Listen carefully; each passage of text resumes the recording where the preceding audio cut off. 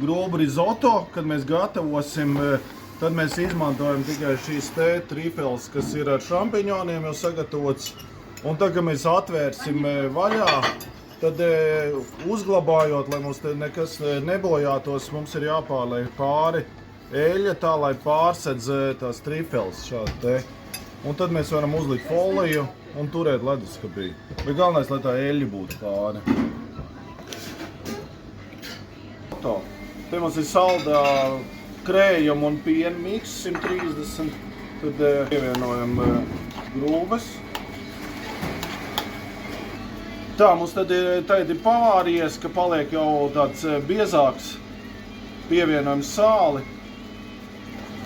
Un pievienojam nedaudz melnos piparus.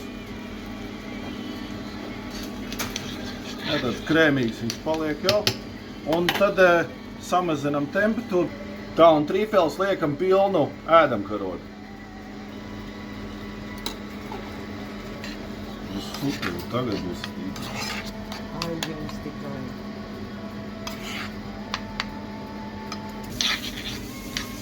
Pievienojam klāt parmezāna siera.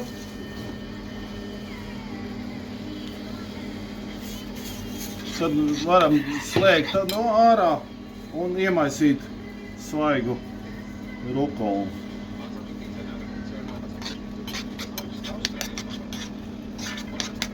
Grubu rizoto, ka mēs liekam, viņam jābūt tādam nepārāk stingram, bet arī, lai nav viņš šķidrs, lai neiztek pa visu šķīvi. Prozīt. Prozīt. Labu apetīti visiem!